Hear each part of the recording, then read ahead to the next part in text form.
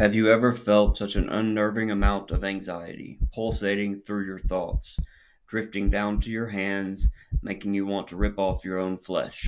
You try to push past it, but suddenly your hands are rubbing your face with ferocity. You realize what you're doing. You're in public. You know you shouldn't be rubbing your face, so you let your hands move onto your neck. You're rubbing the back of your neck with your hand, slowly curling your hands slightly so your claws can begin to dive into your exposed flesh, digging a little deeper and deeper as your nails create red marks across your skin. You can feel all the nervousness in your stomach as you scratch away. You let yourself stop and revel in the slightly stinging pain that your nails left. You want more. The skin has to come off. You know you do not belong in this prison of your own substance. You feel an itch overcome your entire flesh, and you isolate yourself in a private space to begin scratching the face and body attached to your ever pounding heart. You don't care if you bleed, you just want to escape.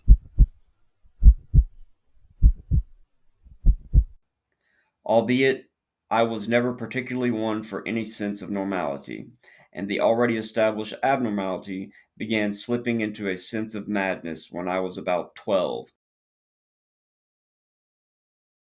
on a weekend away with my parents. My family and I had gone away for a weekend to the city. The city was massive, and it created new fuel for my already extensive sense of creativity and wonder of the world. I saw stories all around me, people from all unique backgrounds living and breathing the same air, but living completely different lives. I wanted to explore each person, follow them, and get to know their story. I imagined that some of the cars in the streets were actually government agents spying on those around, that the people dressed weird were actually carnies trying to blend into the real world, and that the older Goths were actually creatures from another world temporarily in ours. I think the people that intrigued me the most were the beggars on the street. I imagined them as wizards posed as dirty people, waiting to give a token or words to start the right person on their quest. Because of this, I went up to as many of them as I could. One actually gave me a black marble, but when I tried to ask him what it meant, he just winked at me. My mother saw me interacting with him, and she quickly dragged me away and scolded me for talking to him, and that he was not worthy of my time. I kept the marble in my hand while we walked to the family car, and then I placed it in my pocket as I scrunched into the car and into the seat between the two of my brothers as Dad started the engine to ensure that I would not lose it. The trip home was about 3 hours, and conversations were buzzing all around me. But the only thing I could think was why I was chosen to receive the marble. I didn't dare take the marble out of my pocket until I could be sure that no one would take it or ask me about it. But I could feel it against my leg. It felt as if it was much larger than when I had initially held it, and I was eager just to get home. I slipped into a slight slumber, dreaming of the journeys that I might take. I was in a bar when suddenly an old enemy snuck up behind me and stabbed me in the leg. Before I could take any action, there were more men, and all of them were stabbing me at once with daggers. The pain pierced through my body, and I thought that I wouldn't be able to breathe because the pain was so intense. I woke up screaming from the pain, but the pain was not gone. In fact, it felt worse than it had when I was still asleep. "Are you okay, baby? What's wrong?" I could hear Mom asking, but I wasn't able to answer her or comprehend what I was feeling. We pulled up to a corner market store for medication, but it barely helped. For the rest of the drive, I could not stop feeling the pain, and I felt like it might just kill me. We made it the rest of the trip home and went to my doctor. He did his examination and was told that I was looking pretty grave and that we would have to go to the emergency room. I remember the intensity of that pain, which scarcely compared to the horror that greeted me when I awoke on the hospital gurney so many years ago. The main lights in the room had been turned off, and the only source of light came from an operation light swinging violently above my head. The light cast shadows through the room, and I could see people in green scrubs and green masks staring at me with scalpels in their hands. The heart rate monitor next to my bed began buzzing loudly as my heart rate increased to reflect the horror I was facing. The people in masks dripped more liquid into the IV bag, and soon I was asleep again. I woke up once again to a dark room, but this time there was only a single lamp on in the room. I let my eyes adjust to the dark before looking around the room. Then I noticed something that I could not grasp. I tried to rack my brain to ensure that I was actually awake and not just having a nightmare, because there, where part of my leg should have been, there was only emptiness. It took me a while to get used to the idea that I no longer had a leg. I was 12 for fuck's sake. If I thought of myself before this moment as a loner, someone that could not fit in well with society, I am certain that my perception was far off to how I felt at that moment. I had to use crutches, and no one wanted to be around me. I was constantly made fun of, and there was nothing that I could really do about it, considering I could only balance myself on one leg. Tragedy in its forms separates you from those around you. I felt older, more mature than my peers, and I did not feel as if I could relate to them. I was lucky to have family that supported me, but I still felt alone. My life turned into a messy array of doctor's appointments after doctor's appointments. I received new answers about my legs, and my legs seemed worse for the wear. I think this was probably why I began to become obsessed with the grotesque and body horror. I had already lived through my tragedy, and it felt almost relieving to see someone else being tortured and going through that agony. My way of thinking about my world was shaped as I always felt like I was different than those around me, and not just because I was missing a limb. I found ways of expressing myself through music and stories created by the greatest literary minds, and I fell into a sort of rhythm of my own that seemed to stand out from those around me. Although this is cliche, I felt as if I were on my own island, something unreachable and intangible. I often found myself lying in bed at night, fantasizing of universes and how much I would like to be a lone pioneer exploring their chasms. It had been a few years since my abnormalities had surfaced, and I had let myself become a little bit more grounded. I began college, began entering the dating scene, and let my confidence build as I expanded my universe to those within my grasp. Unfortunately, although I tried to blend in, I still could not escape the feeling that I was meant to be alone, and that I was not good enough to continue on the path that was expected of me.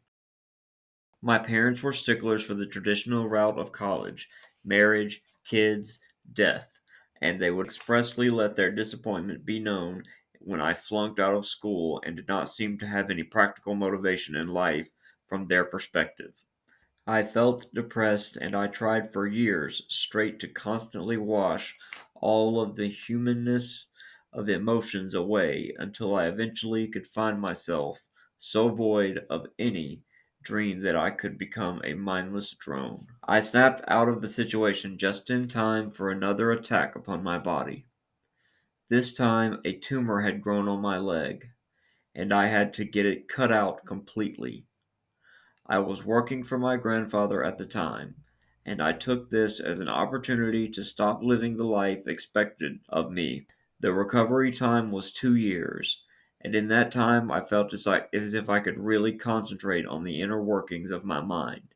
However, instead of the thoughts seeming organic and refreshing, I began to hate what I was.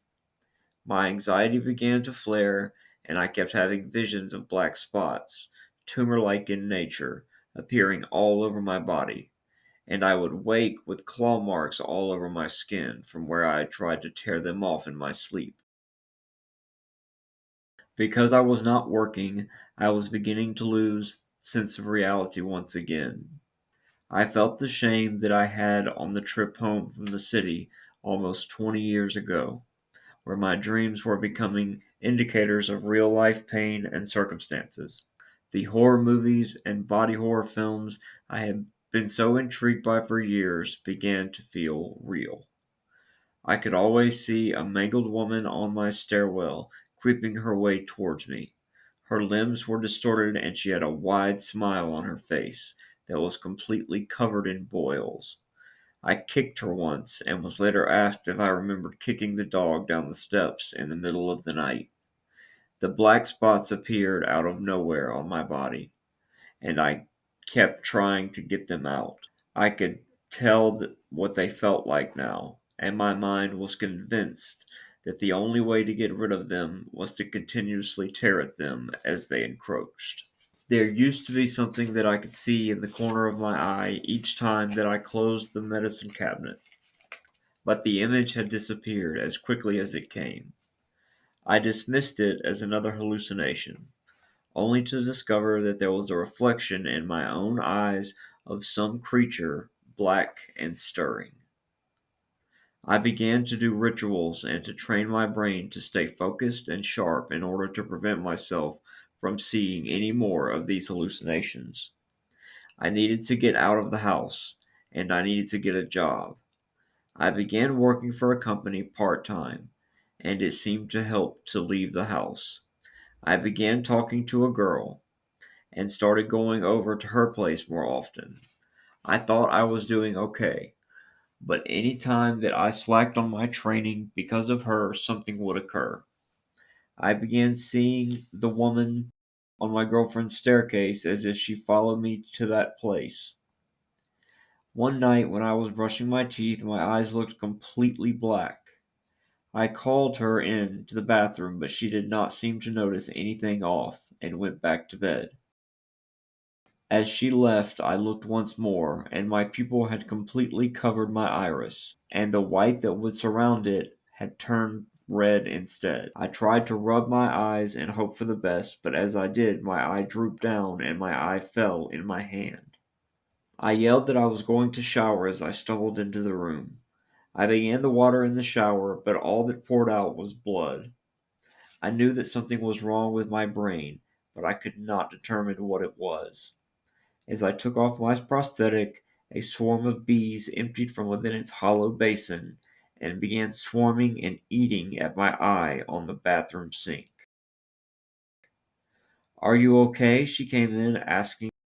The sight of her made me feel back at ease. The blood in the shower had returned to water, and there was no longer an eye on the counter. She helped me sit up, and she asked me what was wrong. I knew I could not explain to her any of what had just happened, so I just shrugged. I took my shower and began to feel okay once again. I went over to the sink, but it made me want to hurl. My skin and muscles were loosely hanging from my face, and I could only see thick black eyes staring back at me.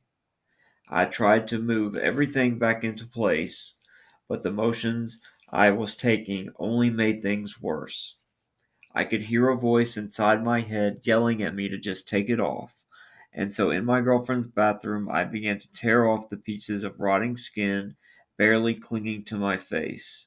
I took off every inch with diligence as my body began to shake. As I took off the last of the skin that surrounded my only eye still intact, a black marble fell out of my eye and shattered on the tiled floor. I cautiously moved my face upwards towards the mirror, and there my reflection smiled back at me. A body of an alien that had been growing inside a human flesh finally had been born.